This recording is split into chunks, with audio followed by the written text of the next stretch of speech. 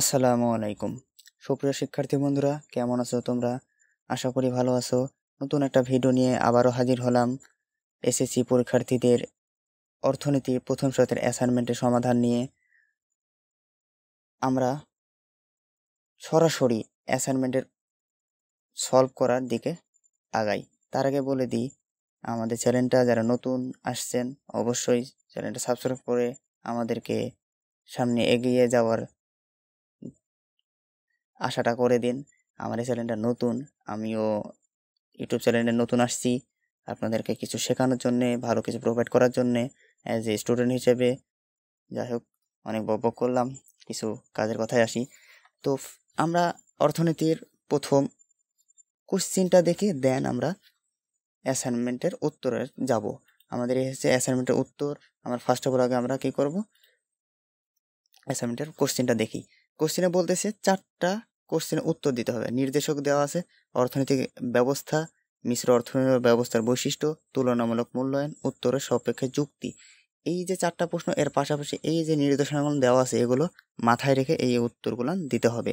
আর এই যে মাত্রা বা নম্বর এইগুলো যদি নিতে পারেন, যদি 4টা অর্থনীতি ব্যবস্থা ধারণা যথাযথ ব্যাখ্যা দিতে পারে 4 মার্ক পাবেন, 3টা দিলে 3 মার্ক, এরকম নানাবিধ প্রশ্ন আছে, আপনারা দেখে নিতে পারেন।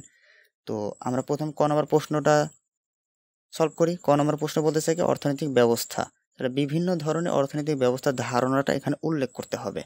তো দেখা যাক। আর হ্যাঁ, অ্যাসাইনমেন্টের কভার পেজটা অবশ্যই ভালোভাবে সাজাবেন। কভার পেজ বিষয় যদি না জানেন, আমাদের ভিডিও ডিসক্রিপশনে লিঙ্ক দেওয়া আছে, সেখান থেকে দেখে নিতে পারেন, অথবা আই বাটনে ক্লিক করে দেখে নিতে পারেন। তো বিষয় অর্থনীতি, বিষয় কোড, স্তর এগুলো দিবেন অ্যাসাইনমেন্টে। ঘর আছে, সেটা দেখে নিতে পারেন। অ্যাসাইনমেন্টের ক্রমিক নম্বর 1, আর অ্যাসাইনমেন্টের শিরোনাম হবে এইটা, মানে আপনার কোশ্চেনে যেটুকু আছে এটা হবে অ্যাসাইনমেন্টের শিরোনাম। এবার আসি ক নম্বর উত্তর, বিভিন্ন ধরনের অর্থনৈতিক ব্যবস্থার ধারণা। অর্থনৈতিক ব্যবস্থা সর্বদা 3টা প্রশ্নের উত্তর খোঁজে। 1, আমরা কি উৎপাদন করব, কি উৎপাদন করব না। যেমন আমরা কি বন্দুক উৎপাদন করব নাকি কাপড় উৎপাদন করব। আমরা যা উৎপাদন করতে চাই তা উৎপাদন করার জন্য কী ধরনের প্রযুক্তি বা যন্ত্র ব্যবহার করব। কাপড় কি আমরা শ্রম নিবিড় প্রযুক্তি তা দিয়ে তৈরি করব নাকি পুঁজি নিবিড় মিশনে তৈরি করব।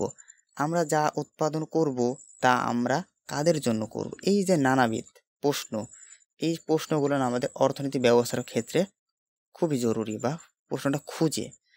তো তারই ধারাবাহিকতা সেই হিসেবে পৃথিবীর সমস্ত অর্থনৈতিক ব্যবস্থাগুলোকে প্রধানত 3টা মূল পদ্ধতিতে বিভক্ত করা যায়। এক হচ্ছে বাজার পদ্ধতি বা ধনতান্ত্রিক পদ্ধতি। সেটা হচ্ছে কি, এই পদ্ধতিতে সমস্ত সিদ্ধান্তই বাজারের যুক্তি অনুযায়ী নির্ধারিত হয়। যেমন যে পণ্যের চাহিদা বাজারে বেশি হবে, যার দাম বেশি হবে, সেটি বেশি বেশি করে উৎপাদিত হবে। বাজারে আপেক্ষিক চাহিদা নির্ধারণ করে দেবে উৎপাদনের বিন্যাস। খ, যে প্রযুক্তিতে একটি পণ্য তৈরি করার বাজার নির্ধারণ খরচ সর্বনিম্ন, সে প্রযুক্তি ব্যবহার করেই ওই পণ্য তৈরি করতে হবে। বাজারে যে উৎপাদন উপকরণের দাম যেরকম নির্ধারণ হবে, তার মালিকরা ঠিক সেরকম আয়ও ভাগে করবেন। সুতরাং দেখা যাচ্ছে এই ব্যবস্থার বাজার দাঁড়ায় উপকরণের মালিকদের এবং ক্রেতা বিক্রেতার। আরেকটা বিষয়, এই ক নম্বর প্রশ্নর 4টা ব্যবস্থা ধারণা আপনাকে উল্লেখ করতে হবে, 4টা অর্থনৈতিক ব্যবস্থা। তো আমাদের একটা হয়ে গেছে। 2 নম্বরটা কি বলতেছে, নির্দেশমূলক পদ্ধতি। এ পদ্ধতিতে কি উৎপাদন হবে তা নির্ধারণ করে দেয় কেন্দ্রীয় কর্তৃপক্ষ। এখানে সমস্ত সম্পদ ও উৎপাদন উপকরণের মালিক হচ্ছে রাষ্ট্র বা সমাজ। নির্দেশমূলক পদ্ধতি আরেক নাম হচ্ছে সমাজতান্ত্রিক অর্থব্যবস্থা। তাদের প্রতিনিধি হিসেবে কেন্দ্রীয় পরিকল্পনা মন্ত্রণালয় চূড়ান্ত বিচারে কি উৎপাদন হবে, তার জন্য কি প্রযুক্তি বাছাই হবে, কার কি দাম হবে, কার কি আয় ও ভোগ হবে ইত্যাদি সব নির্ধারণ করে দেন। এ ব্যবস্থায় ব্যক্তি স্বার্থ বা মুনাফার চেয়ে সামাজিক স্বার্থ, সামাজিক কল্যাণ অগ্রাধিকার দেওয়া হয়। ব্যক্তি স্বার্থ এখানে থাকবে না, শুধুমাত্র সামাজিক কল্যাণটাই অগ্রাধিকার বেশি থাকবে। এবার সে 3 নম্বর প্রথাগত অর্থনীতি ব্যবস্থা। প্রথা মানে আদিমকালে প্রাচীন সমাজে মানুষ যখন বসবাস করতো তখন লেনদেন ছিল না, তখন প্রথাগত জিনিস মানে ধানের বদলে চাল, চালের বদলে গরু, গরুর বদলে ঘোড়া, এই নানাবিধ প্রথাগুলো সেই সময় প্রচলিত ছিল। সেখানে রাষ্ট্রীয় বা পরিকল্পনা কমিশন বা মুক্তবাদের কোনো শক্তিশালী উপস্থিত নেই। সেসব সমাজে ব্যক্তি সচরাচর ধর্মীয় মূল্যবোধ বা অবমাননাকাল ধরে চলে আসা বাপদাদাদের প্রথা অনুযায়ী অর্থনৈতিক সিদ্ধান্ত গ্রহণ ও পরিচালনা করেন। এইসব অর্থনৈতিক ব্যবস্থা যেহেতু প্রথা ও সামাজিক ব্যবসায়ী বিশ্বাস সব কিছু নির্ধারণ করে দেয়, সেহেতু এইসব অর্থনৈতিক ব্যবস্থাকে প্রথাগত অর্থনৈতিক ব্যবস্থা বলা হয়। ইসলামী অর্থনৈতিক ব্যবস্থা ইসলামের মৌলিক নিয়মকানুনের ওপর বিশ্বাসকে ভিত্তি করে যে গড়ে ওঠা অর্থনৈতিক ব্যবস্থাকে ইসলামী অর্থ ব্যবস্থা বলে। এটা আমরা সবাই জানি। এই যাবতীয় সম্পদ মানবজাতির কল্যাণে ব্যবহার করা কথা বলা হয়েছে এটাতে। এবার আসি আমাদের খ নম্বর প্রশ্ন। কি বলতেছে? মিশ্র অর্থ ব্যবস্থার বৈশিষ্ট্য। এখানে বলতেছে মিশ্র অর্থ ব্যবস্থার বৈশিষ্ট্য। এই যে মিশ্র অর্থ ব্যবস্থার 7 থেকে 8টা বৈশিষ্ট্য যদি দেন, তাহলে আপনি কত মার্ক পাবেন? 4 মার্ক পাবেন। তো আমরা সেটাই দিব, কারণ অ্যাসাইনমেন্ট আপনি যদি ভালোভাবে করতে পারেন, এই অ্যাসাইনমেন্টের ভিত্তিতে আপনাদের রেজাল্টও কাউন্ট হতে পারে। পরবর্তী সময় করোনা প্যান্ডেমিকের কারণে যদি পরীক্ষা না নেওয়া হয়, তো আপনাদের এই অ্যাসাইনমেন্টের ভিত্তিতে সেটার মূল্যায়ন করা হতে পারে, যেটা ডক্টর দীপু মনি আমাদের শিক্ষামন্ত্রী বলেছেন। খ নম্বর কি বলছে? মিশ্র অর্থব্যবস্থার বৈশিষ্ট্য। যে অর্থব্যবস্থায় ব্যক্তি মালিকানা ও বেসরকারি উদ্যোগের পাশাপাশি সরকারি উদ্যোগ ও সামাজিক নিয়ন্ত্রণ বিরাজ করে তাকে মিশ্র অর্থব্যবস্থা বলে। অর্থাৎ এই অর্থব্যবস্থায় ব্যক্তিগত ও সরকারি উদ্যোগ সম্মিলিত ভূমিকা পালন করে। পৃথিবীর অধিকাংশ দেশে এই মিশ্র অর্থব্যবস্থা বিদ্যমান। যেরকম যুক্তরাষ্ট্র আছে, যুক্তরাজ্য আছে, জার্মানি আছে, বাংলাদেশ আছে, ভারত আছে। আপনি এখানে দিতে পারেন, আমি 2টা দিয়েছি। নিচে মিশ্র অর্থনৈতিক বৈশিষ্ট্য উল্লেখ করা হয়।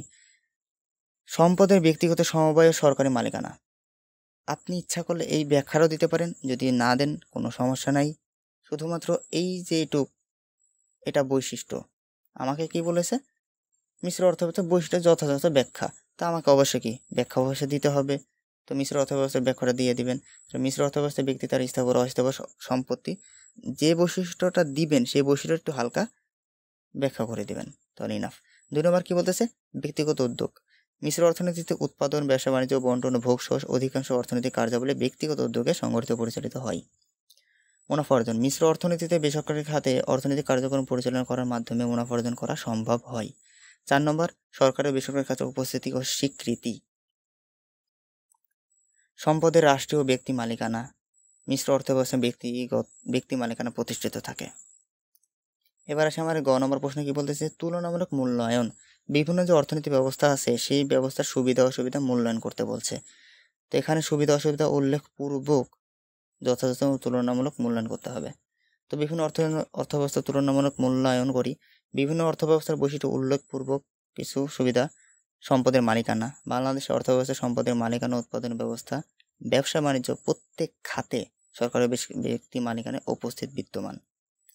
গুরুত্বপূর্ণ কিছু সম্পদের মালিক রেখে বাকি সম্পদ সরকারকে বাৎসরিক ধরে বিনিময়ে ব্যক্তি মালিকানা হতে থাকে।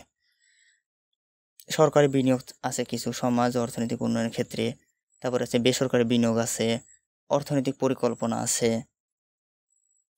এগুলো মিশ্র অর্থ, এগুলো আপনার বিভিন্ন অর্থ ব্যবস্থার মধ্য দিয়ে মূল্যায়ন করা যেতে পারে। বেসরকারি বিনিয়োগ, অর্থনৈতিক পরিকল্পনা, সরকারি বিনিয়োগ এগুলো থাকতে পারে। 5 নম্বরে কি আছে? স্বয়ংক্রিয় দাম ব্যবস্থা। এটা সব অর্থব্যবস্থাতে প্রচলিত আছে। বাংলাদেশের অর্থনীতি বাজার ব্যবস্থায় দ্রব্যের দাম নির্ধারিত হয়। এটা অসম বন্টন। বাংলাদেশ অর্থব্যবস্থায় ব্যক্তি মালিকানা স্বীকৃত থাকায় যে খাতে মুনাফা বেশি সেই খাতে বিনিয়োগও বেশি হয়। উৎপাদনের সকল উপকরণের মালিকগণ তাদের উপকরণের ন্যায্য মূল্য বা দাম পায় না। এক্ষেত্রে সংগঠনের মালিকগণ অন্যান্য উপকরণের মূল্য কম দিয়ে সর্বদা বেশি মুনাফা লাভের চেষ্টায় লিপ্ত থাকে। এতে আয় কিংবা সম্পদের অসম্পন্ন দেখা যায়। সামাজিক কল্যাণ। ধনতান্ত্রিক অর্থনীতিতে যে সকল ব্যক্তি বাজার ব্যবস্থায় অংশগ্রহণ করতে পারে না, অংশগ্রহণের সুযোগ থাকে না, বাজার অর্থনীতি ধনতান্ত্রিক অর্থনীতি তাদের কল্যাণ সাধিত হয় না। শিক্ষার জন্য খাত, অর্থসংস্থা ইত্যাদির মাধ্যমে তাদের কল্যাণ নিশ্চিত করে। এবার আসে আমাদের ঘ নম্বর প্রশ্ন। উত্তরের সপক্ষে যুক্তি দাও। কোন অর্থনীতিকে আমাদের কোন অর্থনৈতিক ব্যবস্থাটি ভালো তার সপক্ষে যুক্তি দিতে হবে।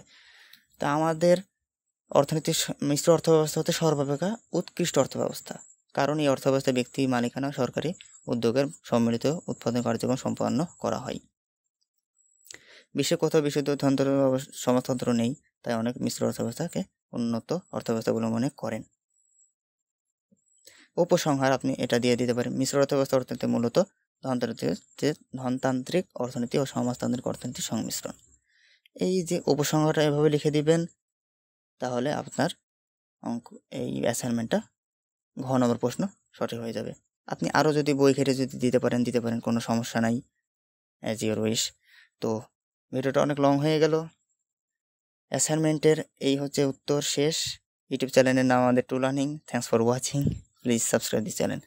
আর হ্যাঁ, অবশ্যই চ্যানেলটাকে সাবস্ক্রাইব করে রাখবেন পরবর্তী ভিডিও পাওয়ার জন্যে। অনেক অ্যাসাইনমেন্ট পাবেন, আমি চেষ্টা করব ভালো অ্যাসাইনমেন্টের উত্তরগুলো আমি তাড়াতাড়ি দেওয়ার চেষ্টা করব। সবাই সুস্থ থাকবেন, ভালো থাকবেন। আসসালামু আলাইকুম।